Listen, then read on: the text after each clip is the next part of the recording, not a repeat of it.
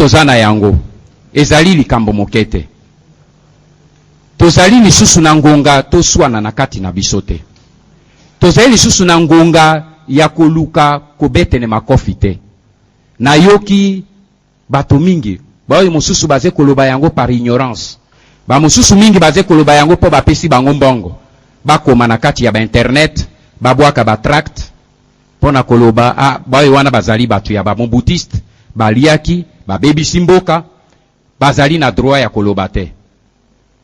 Mon frère, ma sœur, ozala mobutiste, ozala gangster, ozala criminel, soki litolu na yo bakondi yango na Congo, mboka na yo eze Congo.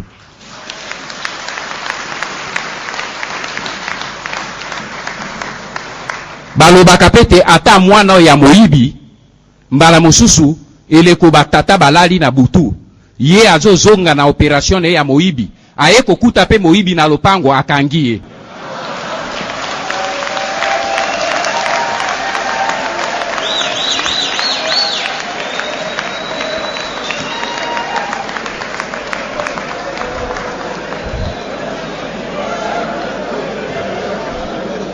Bongo moto yango nani?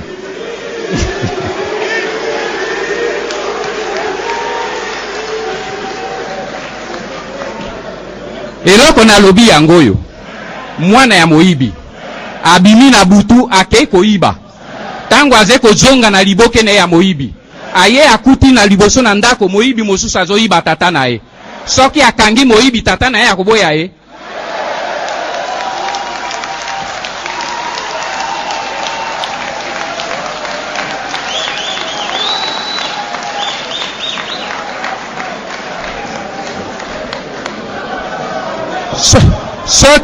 Soki toze koloba yango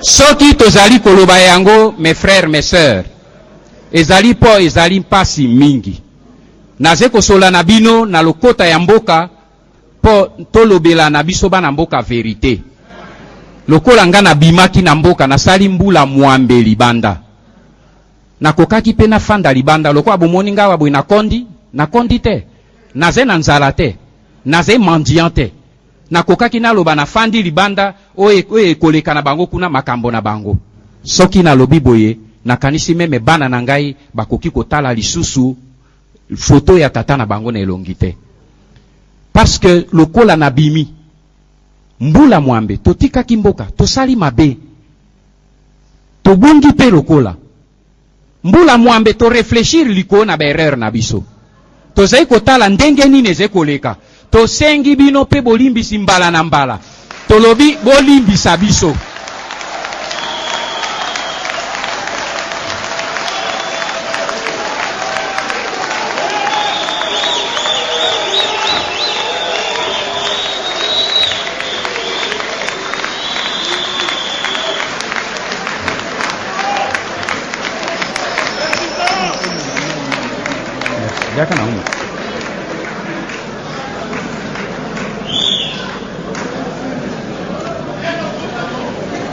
tosengi bino soki na lobi to ezali po soki nazali kosenge pardon wana naze kosenge yango pe na kombo ya mokonzi oyo nasalaki na ye po nazali sûr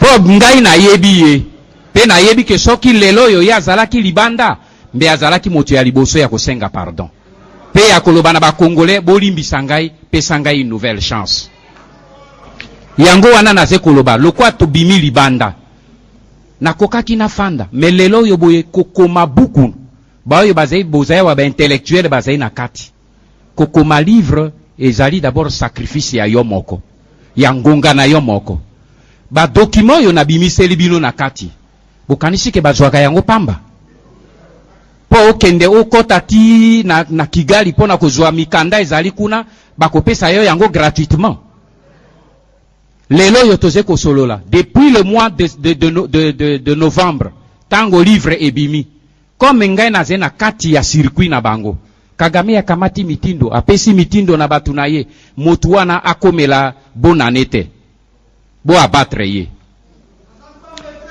Ozali na raison. Azali nzambe te.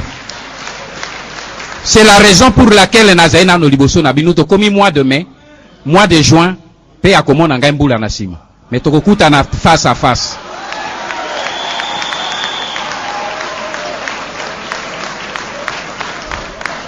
Problème est osé na yango wa mes frères. Et c'est problème ya koluka pouvoir te. Soki na lingaki pouvoir. Banda na bimaki. Ezala bato babengani biso ba américain. Batunaki. Na lobi na boy. Kagame nazalaki déjà en Afrique du Sud. Museveni nazalaki en Afrique du Sud successivement.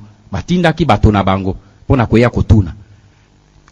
Tomi Kosaki ba pesi biso ba conseil na bato ya mbu monene kuna balobi ke moto yo soki tozwi ye na biso tokoki ko contrôler Congo ezali yo. Alors nga na tuni moto ya yaki na lobi otali motu na nga malamu.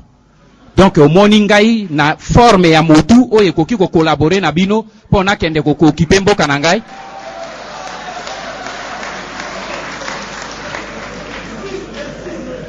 Na boyaki yango pe soki na boyi yango c'est parce que soki nazalaka nde na besoin ya mbongo mbe na ndimaki.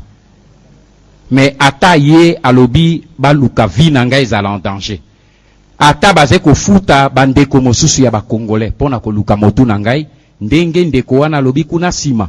Il y a un créateur oyo azali ko protéger.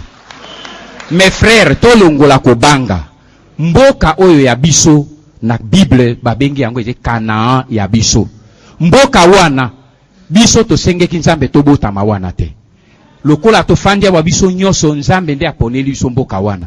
Un jour un américain alobi nanga alobi oyebi makanisi nini namonaka tango natalaka mboka na bino Congo. Nayebisie na biloba. Alobi oyebi mboka wana namonaka yango tango tosololaka na kati na biso tolobi nzambe tango akei kosopa ba bénédiction na mokili mobimba. Atamboli ti na Afrique tango akomi na Congo alembi afandi tango alali ekolo na ye ya ba bénédiction esopani.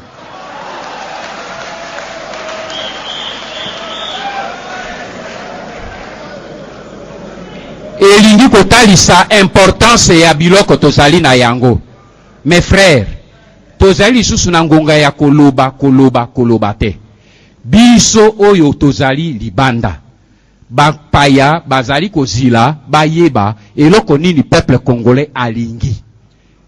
Eloko nini ya mabe oyo biso tolingi totia yango pembeni. Volonté na biso ezali nini.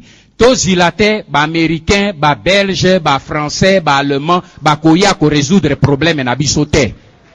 Soki lelo bana ya Congo ba telemi pe na mboka Congo balobi te awa ekoki motu mosusu akotambola te eloko moko ekoskende lisusu te ti tozwa solution oyo ya mboka na biso bango moko bakopota mbangu po baya kozwela biso na ebiso moko solution.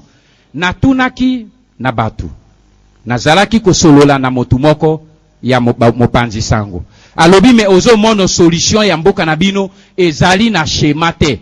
Natuni ye nalobi tango babeteki bombe na Washington bozwaki solution na Afghanistan te.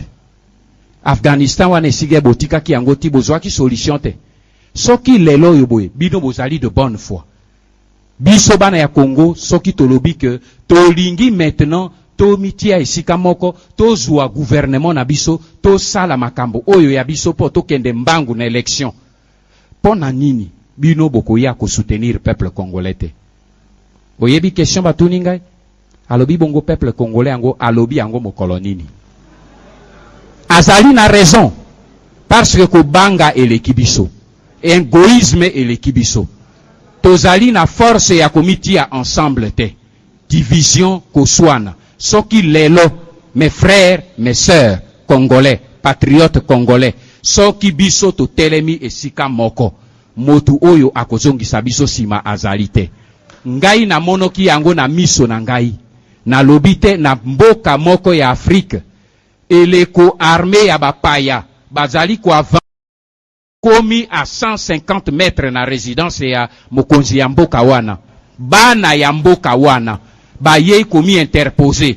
na moni na miso na ngai jeune homme il y a 16 ans a sauté devant char asimbi yango pe ami ise akamati motu na ye ati na lilusu ya char alobeli mopaya ya mondele azalaki kuna alobi tire soki motu na ngai ekwei oyo azali na se akomata tokoatrape yo na kati char wana nyonso 150 po bana nyonso bamataki likolo ba hélicoptère ezalaki kobeta masasi nyonso etelemaki volonté d'un peuple.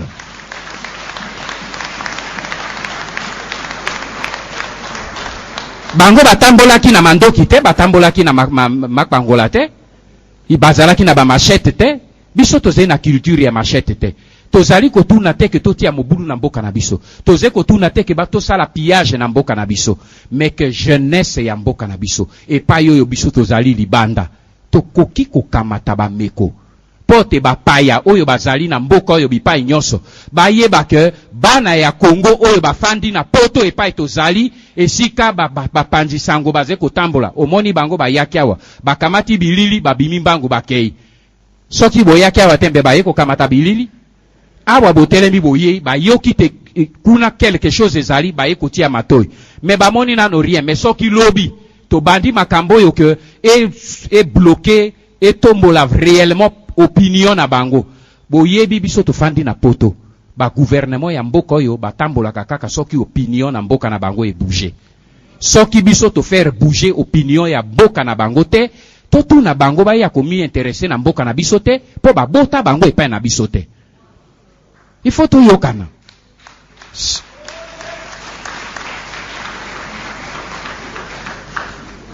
yango wana na tuni bino esika tokosisa misala o bokolimbisa biso po makambo nyonso oyo basalaka yango ya solo solo balobaka yango likolo na ngomba te mais nakanisi lokola boyoki ngai boyoki message oyo balobaka na oyo balobaka te boyeba simplement ke bozali bino moko te boyeba te bozali bino moko te nazoloba yango polele parce que baoyo bayaka pona koluka ba information ya mike na pesi bino gratuitement botinda na Kinshasa naze koloba polele le peuple congolais cette fois-ci ne sera pas seul soki peuple congolais a telemi po absenge droit na ye soki réellement ba paya oyo bafandi na mboka na biso ba lobi ke ba beta bango masasi na kanisi pour la première fois na histoire du monde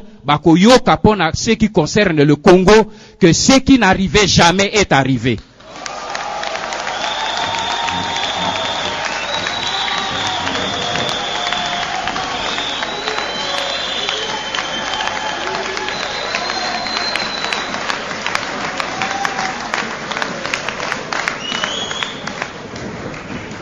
Naze ko parler en l'air te, naze ko luba problème nazali sérieux, ezali problème ya mboka na biso. Naze ko luba yango je suis sérieux. Ndenge to luba kia wa biso tozali na problème ya mwana mboka te. Tout Congolais est notre frère. Oza na pouvoir, oza na opposition, oza na armée, ozali mwana mboka. Mais soki nde yo olobi ke lokola biso ba patriote congolais to lobi assez c'est assez to telemi liboso po to landa ba paya wana ezala na maboko to na mino to na manzaka soko telemi liboso alors manzaka wana yoko zwa yango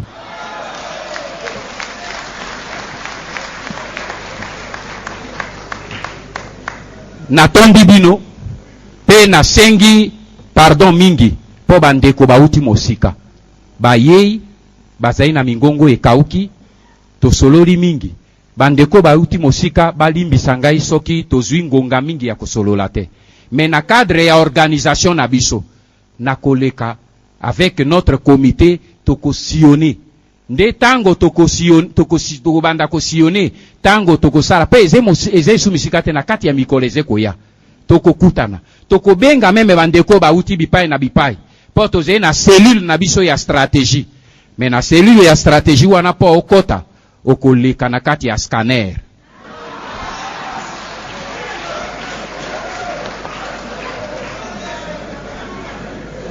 ezali ndenge wana parce que meme bana mboka soki ezalaka te totala kaka forme ya mito eze facile mais bana mboka basombi bango bakomi ebele, donc il faut to sala keba.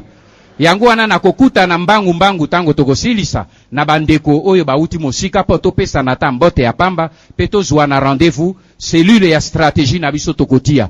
Toze na bandeko oyo baze na kati ya mboka ebele batindeli biso ba message ya adhésion, ya soutien, ya collaboration, ya partenariat. Toze sika na mosala monene po toyoka na biso nyonso lobi ndenge lokwa toyoki ndenge toyebisi bino awa bandeko yo meme toyoka na kite ata tozali makanisi ndenge moko te ata tozali na koyoka na te na makambo mosusu totia nano sima soki tosikoli mboka na biso bongo tokozwa yango pona kosukisa na lobi otalaki na kati ya Biblia.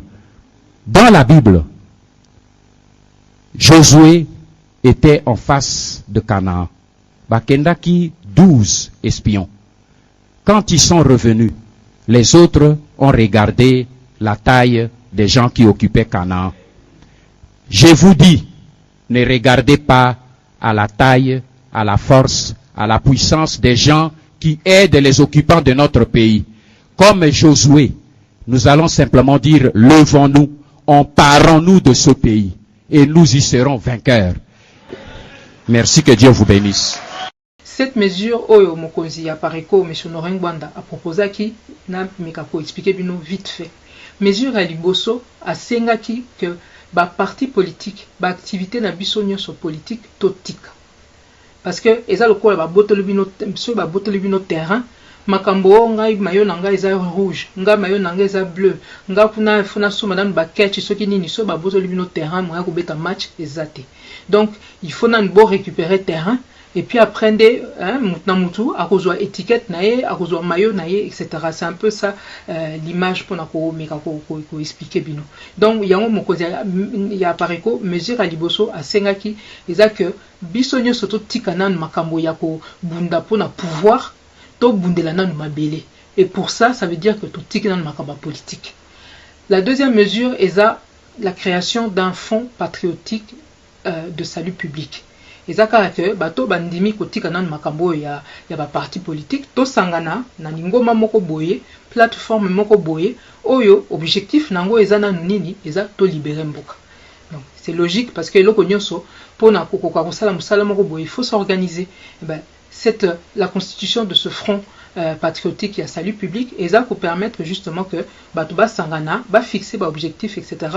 ba organiser pe nini soulèvement populaire au biso tozo senga pona ko libérer mboka. Wana nde deuxième mesure. Troisième mesure ezalaki ko senga ba opposants politiques ba bima na ba institution. Et loko wana tomoni penza que non, ils en sont incapables. Elengia manjor wana ekangi bango tellement bazo kokate.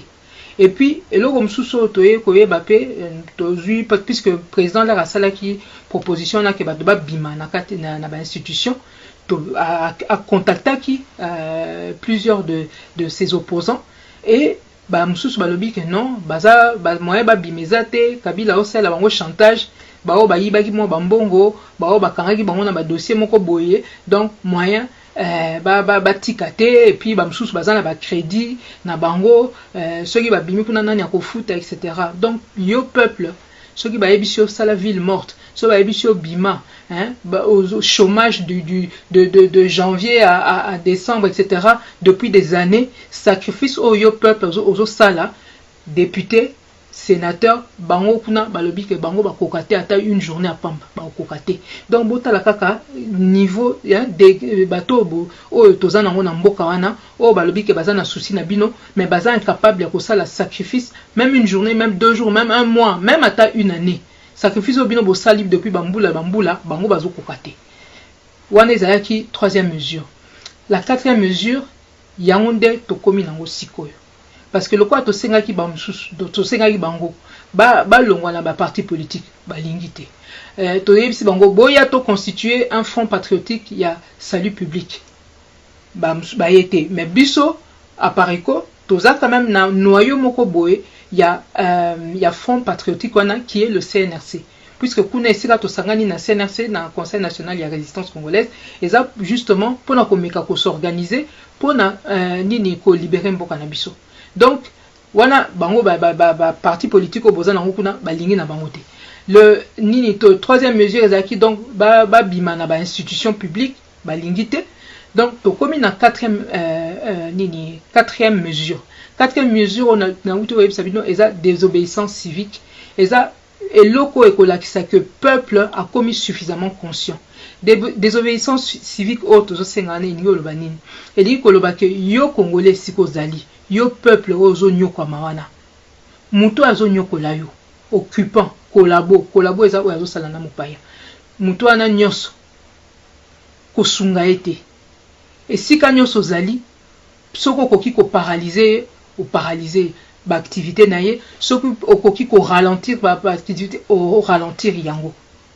Et là, eza kosenga te que bokende forcément dans la violence, etc. Et si quand nous sommes allés, si qu'on salaka, et si quand nous avons la possibilité, ya kozala na accès, na ba information na bango, na ba activité na bango, ça là en sorte que au paralyser bango ou bien au ralentir bango. Dans les jours à venir, Toropé, ça peut être plus d'éléments, plus de détails ou peut-être plus d'exemples, mais bon retenir dans nos principes, puisque Awatozan a tant minité, bon retenir le principe que eza désobéissance civique, eza que et si quand nous sommes ralentir monguna ou paralyser. Cinquième mesure, eza yango de toro et ko permettre donc ceux qui to komina c'est de to sali nini désobéissance civique. Yango nde ekopesa biso température na biso tozo meka ko organiser makambo yango nde ekopesa biso température pour to comprendre que peuple a comeli pona soulèvement populaire. Cinquième mesure eza yango nde soulèvement populaire, c'est-à-dire un appel commun au peuple congolais à s'approprier les symboles du pouvoir. Ko s'approprier ba symbole du pouvoir eza te ba biloko ba yo sala bino wana hein eza o biso tozo lo ba ezali que soki palais du peuple, palais de la nation, oh la voix du la RTNC, etc. Tous les symboles, oh il y a mboka na biso, il y a pouvoir, il faut peuple à récupérer yango. Yango nde cinquième mesure. Et puis et si ka to sala yango, ezandenge batusu bazo salate. Pour mutu lero ba biso ke longa na chango ke na appelé du peuple, faut pas expliquer okokoma tikuna ndengeni. Oko atteindre objectif wana ndengeni. Faut pas pesa ope ba élément mususu ba moyen mususu makanisi mususu pour okoka ko atteindre objectif wana. Donc ba biloko bazo salisa bino na bozo bima sans stratégie, sans objectif, yango te o biso toza ko préconiser. Mukolo biso to koyebisa bino ke bo bima, boyeba ke ezate ke pour ezala ke idée ezate ke bo kende bozonga te.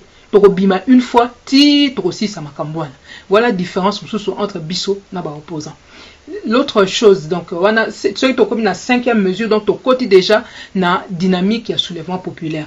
Et ce qui fait que la sixième mesure, il y a un appel au toko lancer sikoyo na bateau ya bilamba makasi ba mapinga nini ba policier ba agent de service pour na ko bango pe ba soutenir peuple. Tozo mona mbala na mbala bato azo ba bongo bini ba policier ba nini bo soutenir ou bien ba mapinga ba soutenir bango baza batu mkolo ba ko bima, il faut ba sala un aller simple ba ko sala aller retour te. Et pour que bakoka ko bomona bango bazala na bino ya solo, il faut ba sentir que peuple wana aza suffisamment déterminé pe aza suffisamment nombreux pour que réellement tout changer donne. Et puis peuple wana aza suffisamment attentif na ba directive résistance et OPSAE pour que tout atteindre réellement objectif autozanango. Bomoni bande konangai. Donc eza na ba étape o ezo sala o eko sala que même ba mapinga ba kozala suffisamment motivé bakozala suffisamment rassuré sur engagement ya bino peuple. Ba nkambo so kezo so retard mingi eza parce que bino peuple nanu bokozala kwa mbuma moko nanu ekomélité. Bozo kende des fois à gauche, des fois à droite, en zigzag, etc. Non. Bon kota na état d'esprit ya résistance, bokomona que même ba soda ba nini ba ko ba on peut ba kota nani ba ko sunga bino nini objectif toza nango biso nyonso ya ko libérer mboka. Voilà une des sixième mesure donc yako senga ba mapinga ba militaire ba policier ba sangana na peuple. Septième mesure ezali au niveau de la diaspora sikoyo que diaspora a occupé pe ba ambassade il y a RDC partout dans le monde pour n'avoir l'acquis que non il y a solo peuple congolais partout où il est à se réapproprier ba institution naie à se réapproprier souveraineté naie. Voilà, alors ba étape au misato na uto pesa na suka o eza na uto pesa neza dynamique même ya soulèvement populaire eza te que eza nini timing oyo eza que non lelo esali boye deuxième non eza babiloko mosusu ntango mosusu ekosalama nyonso en même temps mais toza na besoin que à travers des obéissances civiques to comprendre que peuple à comprendre makambo oyo tozoyebisa ye à comprendre nzela oyo tokoti mpe akozonga lisusu nsima te. Voilà un peu cette mesure de manière un peu rapide ndenge nakoko expliquer. Batata bamama bandeko bana ya Congo mbote na bino banso na yeli sous le loyo comme toujours d'ailleurs pour la relever encore un point où on a estimé que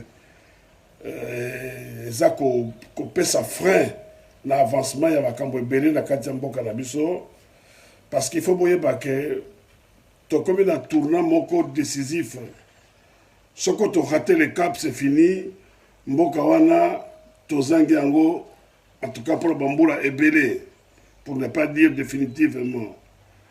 À chaque fois que les besoins l'exigent, toyaka liboso na bino pour la konfungola bino bongo kola kisabino et si kani les akosimba te et kopesa bino éventuellement ba piste de solutions pour que ensemble to ko agir pour to bima la situation wana, c'est-à-dire en quelque sorte pour to sauver Congo na biso.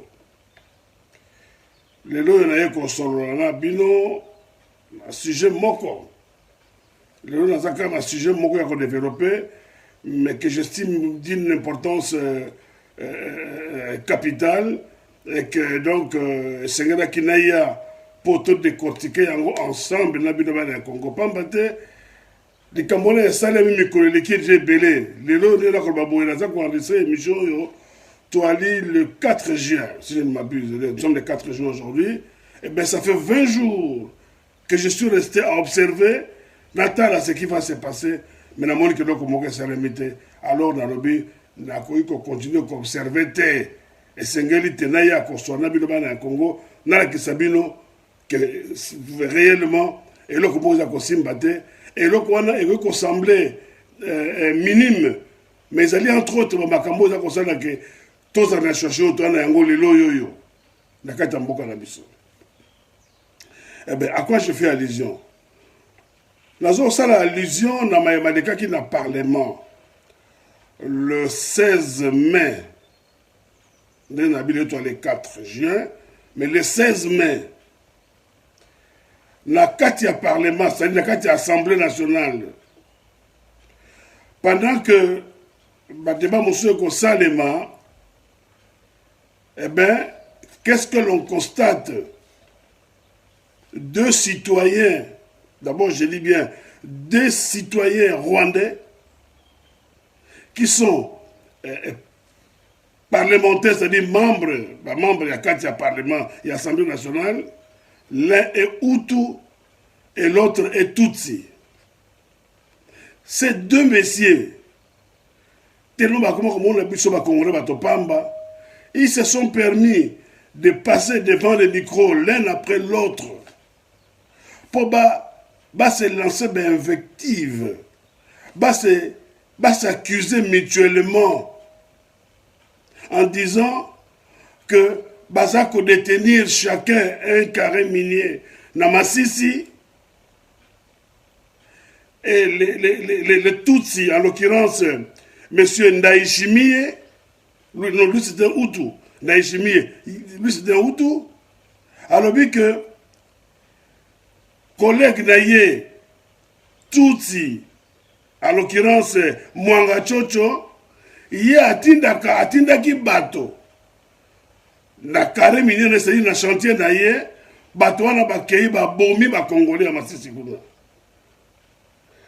Mwanga Chocho alobi non, c'est lui le Hutu Ndaishimie, nde atindaki bato baye ko boma epai na ngai, alors ngai en représailles. Mes chers amis, makambo eza koleka na kati ya parlement. Bato mibale, tous exemples moko pour vous comprendre bien. Tous en ndako na Lemba. Je prends un exemple. Hein. Nous avons une concession à Lemba. Mais tu yoki que ba Libanais moko ba utaka matete baka koiba pe ko bomana na lupango na biso na lemba. Pendant que tu as information toujours cas toyeba qu'est-ce qu'en est exactement les cas échéants to mettre sur la place publique peut-être au Kangabatouana par des moyens qui permettent que l'opération de Salema. Eh bien, nous avons des locataires libanais dans le pan on a biso babandi ko soana que yo muto bomaki Jean te yo bomaki François yo ibaki boy kana kata le pan wana bande ko ngai est-ce que to kokena na matete ko luka balibano bazanga matete ou nous allons d'abord nous intéresser au cas qui se présente devant nous dans notre parcelle. Mais je trouve ça extraordinaire. Je ne dis pas que Toriko Kende, quoi acculer les Rwandais, dès que ça quoi attaquer sur côté STT, nous devons le faire. Mais nous avons deux autres Rwandais, un Hutu et un Tutsi, de surcroît députés, par quelle magie, je ne sais pas, de surcroît, je dis bien députés, et qui se disputent. Nakati a parlement devant le micro, les images existent dans RTNC. Eh bien, et au cours, voilà la chose la plus grave, au cours de cette séance plénière, était présent dans la salle, le président de l'Assemblée nationale lui-même, Mbosso, 2, le procureur général de la République. Donc, il y a deux possibilités. Soit le président du Sénat crée une commission pour statuer sur les cas et savoir ce qu'il en est exactement, soit alors, au niveau des cours et tribunaux, le procureur général de la République se saisit d'office de ce dossier et ouvre une enquête pour en savoir plus. Mais dans un cas comme dans l'autre, silence total. Et je pourrais ajouter une troisième possibilité. Les images ont été retransmises en direct sur la RTNC. Donc, service à présidence, monaki yango. Il n'y a même pas eu un conseiller qui est allé mettre la puce à l'oreille à Chilombo. Pour que justement, les Cambouana, on a dit qu'on a est mais to résoudre dans nos arcatandaku, batoyo, s'auto-dénoncer, moko, que bien to bomba bateau masisi.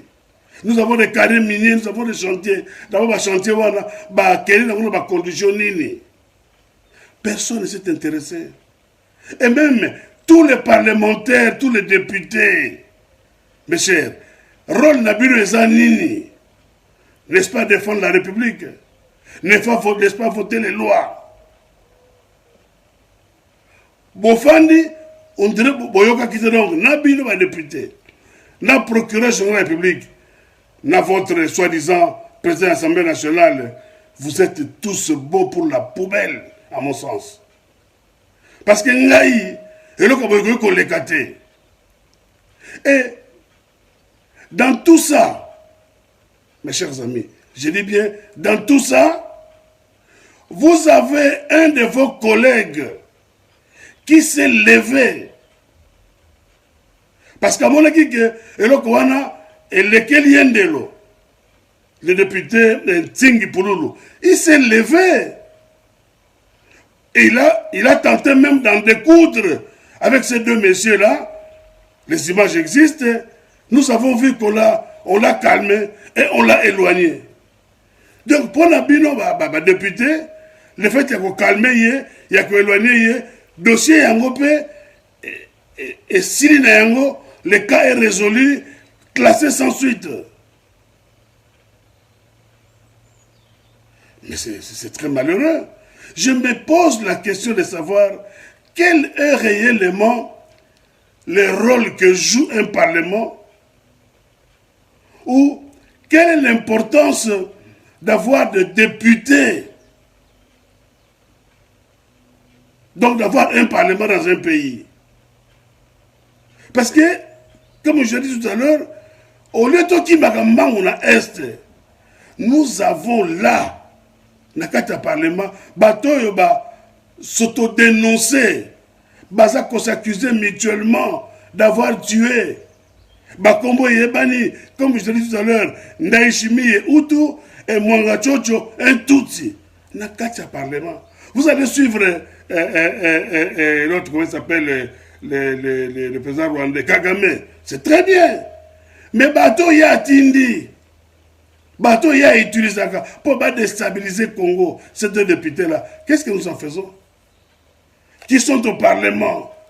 Qu'est-ce que nous en faisons, mes chers amis? Dites-moi. Dites-moi, qu'est-ce que nous en faisons? Ces deux messieurs-là, Ndaishimi et Mwanga Chocho, qu'est-ce que nous en faisons? Bomoni, Congo, la même chose s'est passée il y a quelques années dans le Parlement où, lorsque l'on a dénoncé la présence des étrangers dans nos institutions, votre ancien président, ancien collègue, il y a Mosso, et comment il s'appelle encore, Kamere, avait demandé qu'il va mettre en place un moratoire. Peut-être Batebele Bayebi, sans un moratoire. Un moratoire se définit comme étant un délai qu'on se donne, a priori, avant d'appliquer, de modifier une décision. Donc, Borobi, étranger Bazali. Bon, tout sur soir, non. Résolvons d'abord un problème, et puis nous y reviendrons pour tout résoudre. C'était en 2009, si je ne m'abuse. De 2009 à aujourd'hui, nous pouvons dire que ce moratoire, cette décision provisoire est devenue du définitif. Et pourtant, tout cela a été discuté et moratoire proposé devant tous les parlementaires. Mais jusqu'à aujourd'hui, aucun parlementaire ne lève son petit doigt pour dire revenons dans le moratoire wana, cherchons à résoudre les Cambouana pour que finalement on n'en parle plus. Aucun. De la même manière, il y a quelque temps, nous avons suivi Madame Jeannette, soi-disant Kabila, qui disait, premièrement, qu'il y a ça le service militaire, le service national de la Tanzanie, hors service national pour le Sarayango, il faut détenir la nationalité. C'est-à-dire que c'est une citoyenne tanzanienne, Toboïté, à quoi comme congolaise. Quand est-ce qu'elle a demandé la nationalité congolaise? Dans quelles circonstances de lieu et de temps a-t-elle sollicité de devenir congolaise? Aucun député n'a soulevé ces problèmes. Je dis bien, aucun. Deuxième chose, cette même dame, Madame Jeannette Kabila, avait proposé que le Kinyarwanda devienne la 5e langue du Congo. Nous n'avons pas vu un seul député se lever pour fustiger cette attitude, dire non, nous avons 4 langues nationales au Congo. Le Kinyarwanda, c'est une langue rwandaise, et que la Katia Congo comme langue officielle était. Nous n'avons vu personne se lever. Et vous vous dites député, lorsqu'il s'agit de réclamer de l'argent, vous êtes les premiers à vous lever. Lorsqu'il s'agit de percevoir des émoluments, vous criez à tue-tête pour bafuta bino bambongo na bino. Mais lorsqu'il s'agit de choses aussi importantes pour la mboka, motomoko akolobazate. Député moko akolobazate. Et le peuple qui vous a élu, je dis bien entre parenthèses, parce que vous avez tous été nommés plutôt que élus. Le peuple congolais, nous le savons, vote mais ne lit pas. Il vote Mais sa volonté n'a jamais été prise en considération. Les noms de ceux qui doivent passer sont déjà connus d'avance. Et la liste est dressée quelque part. Nous le savons. Enfin, ce n'est pas le sujet d'aujourd'hui. Je ferme la parenthèse. Donc, même nos peuples, et là, on dit beaucoup de là. Pour pousser Batoana, Bateleme na Makamboyo. Et ça, Makamoko, elle est qui a huis cloté. Les images existent. La RTNC a enregistré. Soko Sengi, image, il y a RTNC, il y a le 16 mai.